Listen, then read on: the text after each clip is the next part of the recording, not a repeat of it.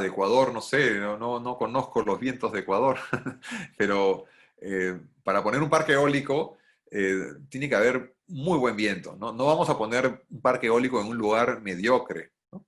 Y eso es un mensaje también de esta presentación, sea para pequeña escala o para gran escala.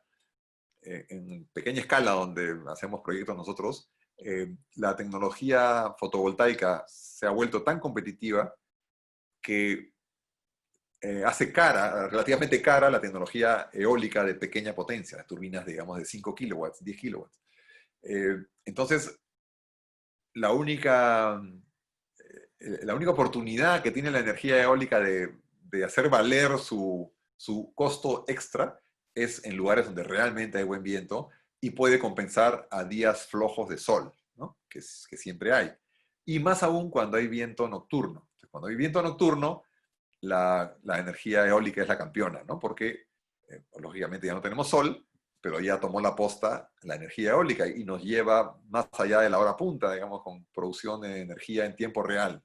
Entonces, así tenemos algunos proyectos donde la energía eólica, al final del día, o bueno, a las 3 de la tarde, toma la posta, la energía solar ya pasa a segundo plano y es la energía eólica la que produce hasta tal vez la medianoche inclusive, energía, y esa energía es perfecta porque es energía producida justo en el momento que la gente consume más, que es típicamente 6 hasta las 8 de la noche, ¿no?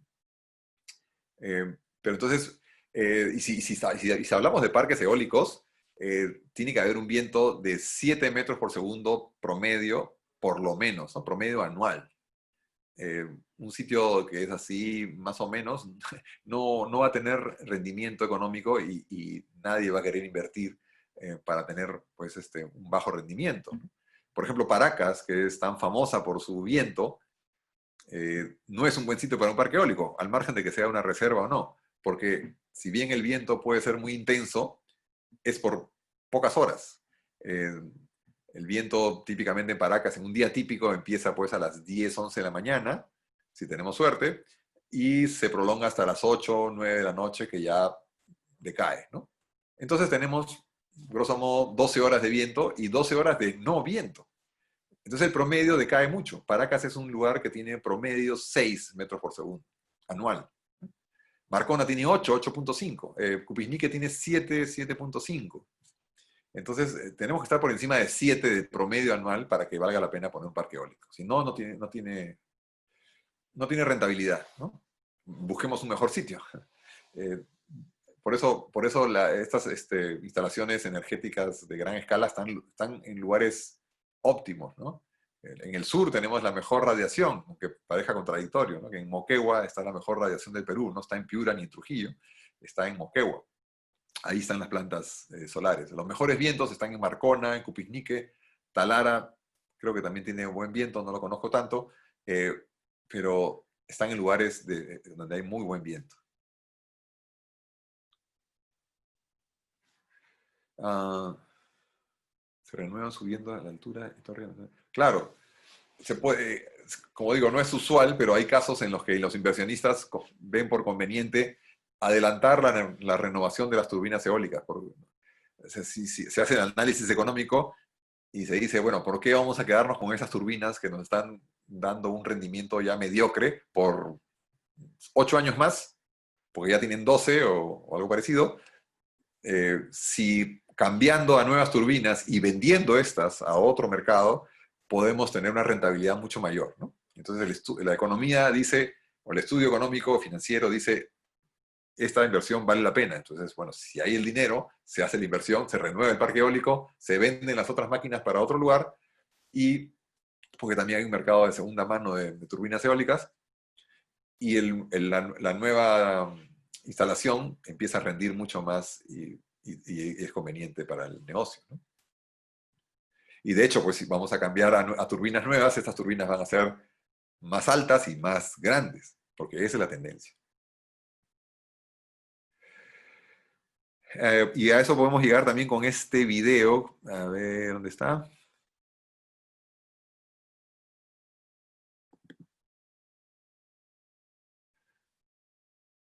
No, este no es. Este acá es otro mejor. A ver. Este.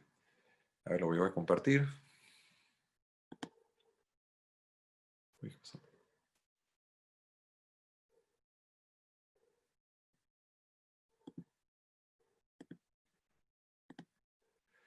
Este es un video, antes del video que vimos, es el video donde se están llevando las palas, una por una, a través de la carretera panamericana, desde el puerto de San Martín, en Paracas, hasta Marcona, ¿no? Un viaje de unos 200 kilómetros, un poco más, por carretera, con estas palas que miden 49 metros de largo, ¿no?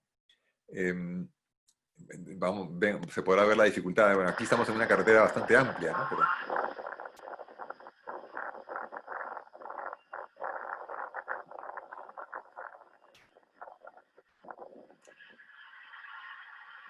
estos remolques, bueno, con esta barra de extensión tan larga, tienen dirección en la parte de atrás. Tienen un sistema hidráulico que el chofer maneja también, o el asistente, para que la pala siga la curva, no la corte, porque si fuera un tráiler común, la cola pues cortaría la curva y se estrellaría contra el interior de la curva. Estas ruedas de atrás también tienen dirección y se compensan para que la curva la dé continua, ¿no? Todo el conjunto.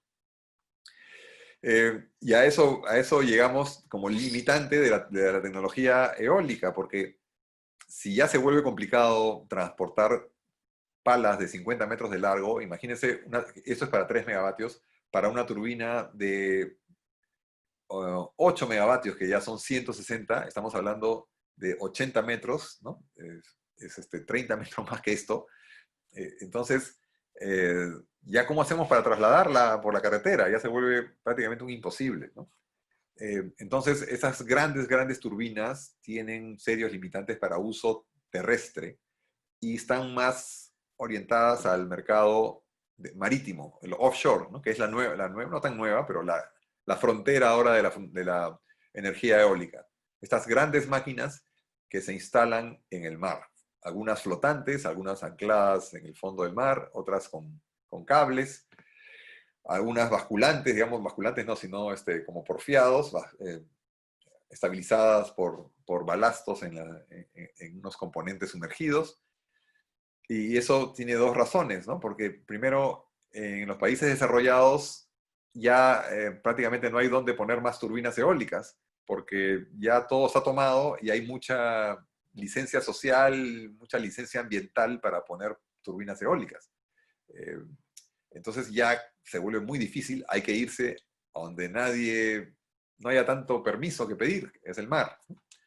Y además del hecho de que en el mar ya estamos en una logística de mucho mayor escala, sin tener que pasar por carreteras ni pueblitos, entonces se despachan las turbinas al borde del mar y se llevan en barcos hasta el destino del montaje del parque eólico marítimo, ¿no? Offshore. En el Perú tenemos todavía mucho terreno por utilizar antes de que tengamos que poner turbinas en el mar, infelizmente.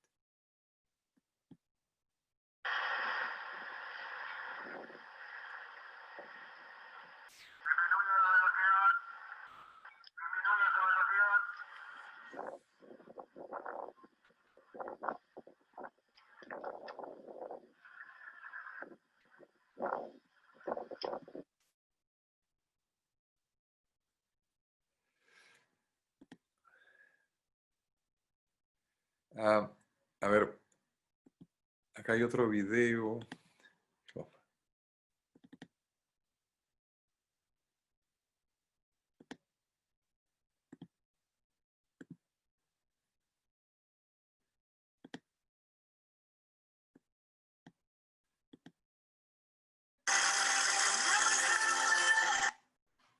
Bueno, esto lo voy a poner en mood porque tiene mucha música. Este,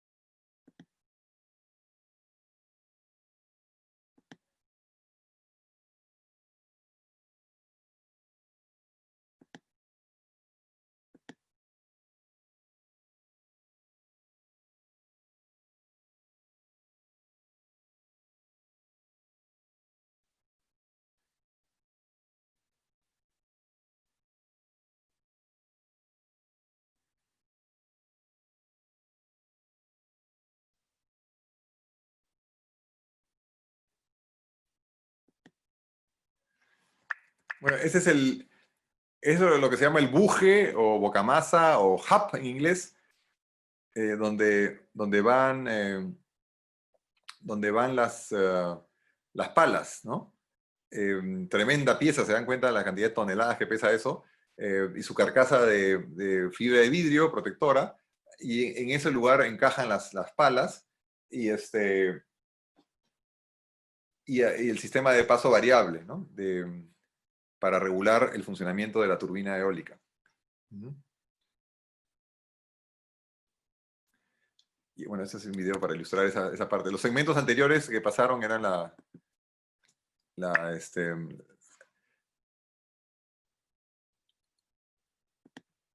no sé, ¿se vio el video o no? Bueno, creo que sí, ¿no?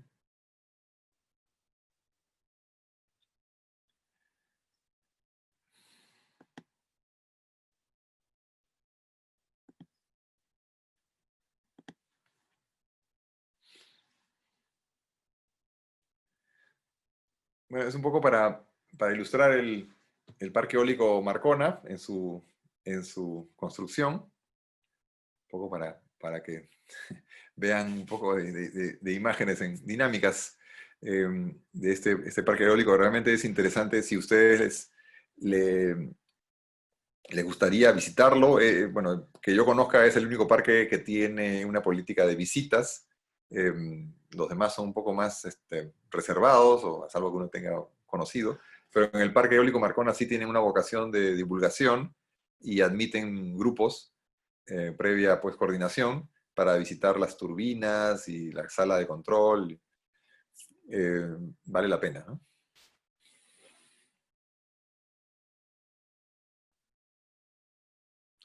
A ver, no sé si hay alguna pregunta, a ver si en el chat. No, parece que no. Ah, perdón, me estoy pasando. Entonces, ¿no hay preguntas hasta aquí?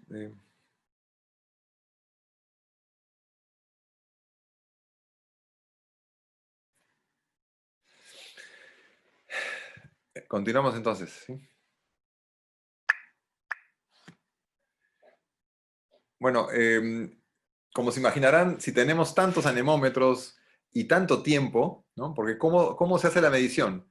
El, el anemómetro genera una señal de estos pulsos que son detectados por un sensor óptico o un sensor magnético, y en base a eso, por ejemplo, determina la velocidad cada segundo, ¿no? Cada segundo nos puede dar una lectura de a qué velocidad está girando y por lo tanto, de acuerdo a su calibración, qué velocidad de viento lo está moviendo. Entonces, eso lo podemos ver en la pantallita, la lectura. Entonces, digamos, es un dato cada segundo, ¿no? Eh, Eso se promedia, se hace un corte cada 10 minutos y se promedia. Todas esas lecturas, cada segundo, a los 10 minutos se suman y se dividen entre la cantidad de lecturas, se saca un promedio y ese dato se guarda. Es la velocidad promedio en esos 10 minutos. En paralelo podemos guardar otro dato que también es interesante, que es la velocidad máxima. ¿Cuál fue la lectura máxima de velocidad de viento en esos 10 minutos? Entonces guardamos esos dos datos.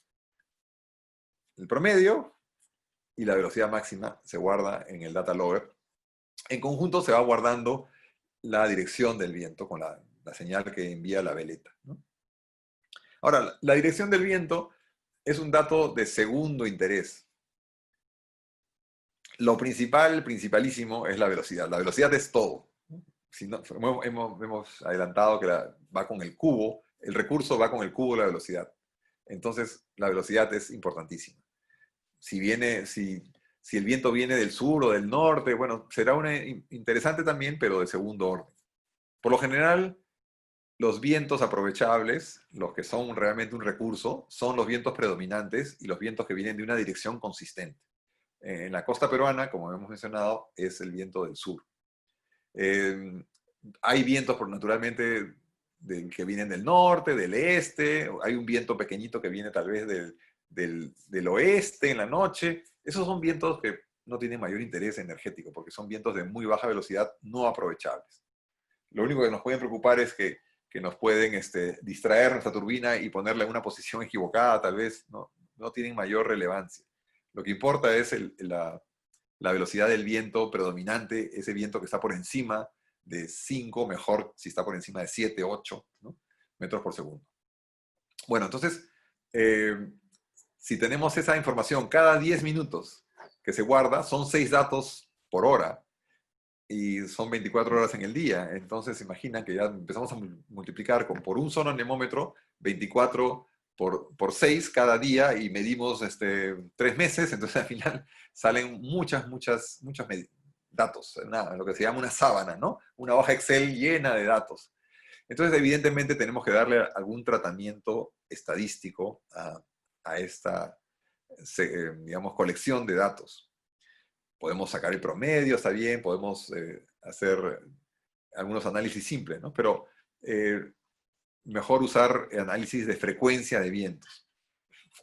¿Qué cantidad de mediciones promediadas cada 10 minutos son de un rango de 1 a 2 metros por segundo, de 2 a 3, de 3 a 4, ¿no? Entonces vamos haciendo como, llenando cuántas pelotitas hay en cada casillero de rango de vientos, y eso es un análisis de frecuencias. Podríamos esperar tal vez que sigan una campana así como la de Gauss, ¿no? Que probabilística, que, bueno, hay un viento típico y hay un viento cada vez menos típico para menos y un viento para más, también menos típico. Pero resulta que el viento no se comporta así, no tiene esa estadística simétrica de una campana de Gauss, sino que es una campana particular un poco tirada para un lado, que es esta de aquí, si la pueden ver, es la curva o la función de Weibull. Es una campana de Gauss un poquito arrimada para la izquierda, ¿no? Eso porque los vientos son más frecuentes de baja intensidad que de alta intensidad, ¿no? Y esta curva lleva el nombre de este ingeniero matemático Walody Weibull, sueco, personalidad complicada, ¿no? Porque es ingeniero y matemático y es a la vez alemán y sueco. Tiene como 4 personalidades. Bueno, pero lo interesante es que él nos dejó esta función, modificando la función típica de Gauss, y él trabajaba más que nada con sistemas mecánicos y analizando la falla de componentes mecánicos en el tiempo. ¿Qué tan propensos eran los componentes mecánicos para fallar en el primer mes, segundo mes, tercer mes, ¿no? Y encontró pues que había una mayor población de componentes que fallan en los primeros meses respecto a una mucho menor población que fallan en meses más distantes. Entonces, esto finalmente fue recogido por la tecnología eólica como una función que describe bastante bien el comportamiento del viento. Abultada frecuencia de vientos leves y dispersa frecuencia de vientos intensos. Entonces, lo interesante de esta función de Weibull es que con 2 parámetros, que se llaman factor o parámetro de forma y parámetro de escala, que regulan la forma de esta curva, podemos adecuar la estadística particular de nuestra medición a una estadística ya normalizada de Weibull. Entonces, finalmente podemos convertir nuestra lista gigantesca, lo que podemos llamar sopa de números, ¿no? La cantidad de números de los registros de cada anemómetro en 2 números. Bastaría decir, el anemómetro número 3 del mástil sur tiene una distribución de Weibull con factor de escala 6 y factor de forma 2. Entonces, ya listo, ya con eso sabemos cómo es la frecuencia de vientos en esa ubicación, en ese anemómetro. Entonces, el parámetro de forma lo que hace es modificar la curva y volverla más abusada o más llana, ¿no? O sea, más dispersa o más concentrada. Y el parámetro de escala lo que hace es trasladar la curva a derecha o a izquierda, dependiendo de si el viento es más fuerte o menos fuerte en la zona, ¿no?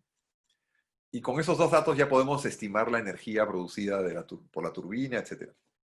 Entonces es muy, muy potente esa distribución de Weibull para procesar información de los registros eólicos. No sé si hay alguna pregunta en cuanto a esto de las estadísticas.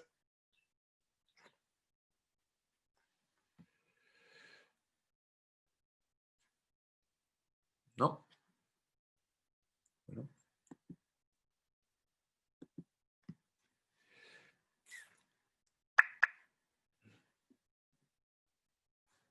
eh,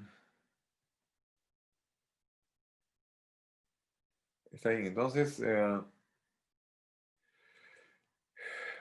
con Weibull podemos analizar la frecuencia de velocidades del viento. Ahora, siguiendo en este análisis o lo que se puede llamar caracterización del recurso eólico, también vamos a ver la manera de procesar los registros de dirección. Eh, Eso se hace por lo general a través de una rosa de vientos, ¿no? Se hace una, una gráfica, como se muestra en estos dos casos. En el caso de arriba es un lugar con una consistencia muy marcada del viento que viene del norte, ¿no? Casi único.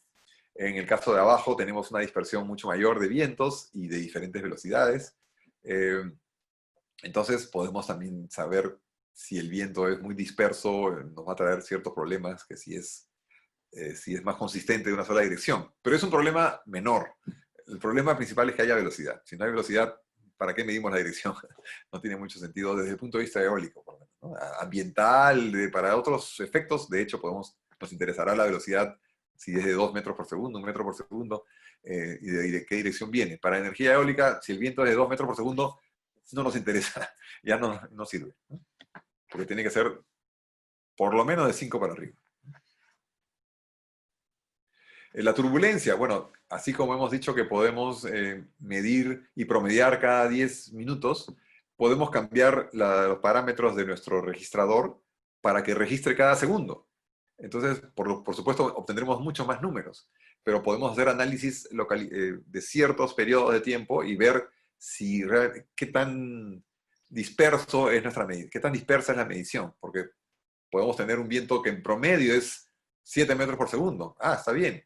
Pero ¿qué pasa si al analizar esos 10 minutos encontramos que ese promedio de 7 está hecho de calmas totales y de pronto de vientos de 14? Y otra vez una calma y otra vez un viento de 13 y después baja a 6 y después sube a 12. Y en promedio es 7. Pero tiene una variación brutal. Eso pues va a saltar las alarmas. Porque va a ser un viento muy turbulento. Significa que estamos cerca de algún accidente geográfico que está haciendo que el viento venga pues, por cachetadas, sino por continuidad. Un indicador muy simple para empezar a preocuparnos de que hay turbulencia es lo que les mencionaba, ¿no? Velocidad máxima en el periodo de 10 minutos. Nuestro promedio es 7, pero hay un evento en esos 10 minutos en el que el viento se fue a 15. Entonces, eso ya saltará una alarma, diciendo, ¿cómo es posible que en 10 minutos haya, de promedio 7, haya un 15? Significa que ha habido una ráfaga, una aceleración del viento brutal. Habrá que analizar mejor ese sitio y hacerlo con más detalle y ver si realmente hay una turbulencia preocupante, ¿no? Porque eso nos va a traer problemas de funcionamiento de la máquina. No queremos turbulencia. Así como en el avión no queremos turbulencia tampoco, ¿no?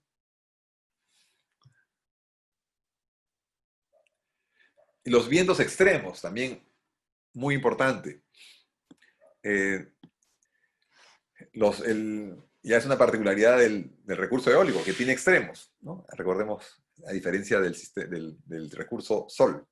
Entonces tenemos que preocuparnos de cuál es el viento máximo al que podemos estar expuestos en esta ubicación. Para eso tendremos que ver los registros de la estación meteorológica más cercana y ver si es posible en los últimos 50 años cuál fue el mayor viento posible. Porque podríamos imaginarnos pues estar en Puerto Rico, ¿no? Y decir, bueno, yo quiero poner acá un pequeño parque eólico porque me parece bueno, voy a poner mi anemómetro, mi mástil, y voy a medir el viento, y bueno, el viento está bueno, ahí van los 100 millones de dólares para hacer mi parque eólico, y, y feliz, ¿no? Y a los 5 años viene un huracán y me deja pues la última tuerca en la puerta de mi casa del parque eólico, desapareció por el huracán, ¿no? Eso es porque no nos fijamos que en Puerto Rico tal vez en los últimos 50 años el viento más intenso registrado fue de 200 kilómetros por hora. Entonces, alerta roja no es una zona para parques eólicos, por lo menos convencionales.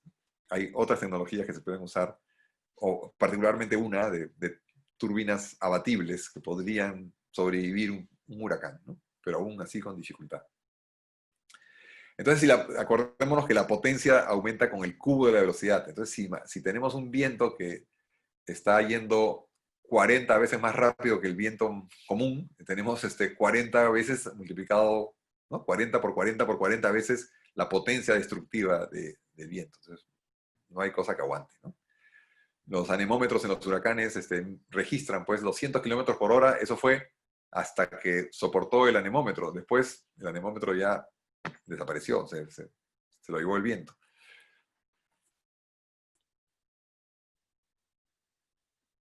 En el Perú, afortunadamente, no tenemos vientos extremos. Somos una ubicación muy, muy amable realmente para vivir, ¿no? Digamos, no tenemos tormentas en el mar, por ejemplo, no hay tormentas en el Perú. De vez en cuando hay vientos intensos, pero son vientos, no son tempestades ni huracanes. No tenemos grandes corrientes marinas, no tenemos, bueno, tenemos los tsunamis que de vez en cuando nos castigan, pero el clima es bastante moderado. En la sierra tenemos más difícil con la temperatura, pero por lo general es una zona bastante amable, ¿no? No tenemos eventos destructivos de esa naturaleza. Tenemos de otro origen, ¿no? Terremotos y tsunamis.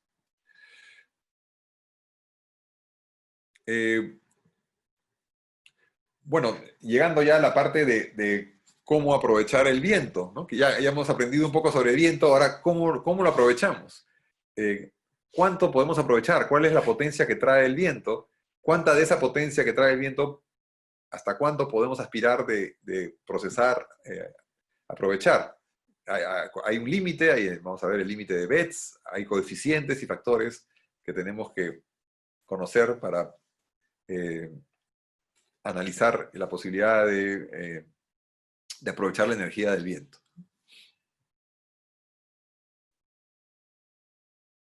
Entonces, ¿cómo aprovechamos la energía del viento? Ponemos algo en su camino, ¿no? Ponemos una máquina en su camino. Esa máquina se llama turbina eólica, ¿no?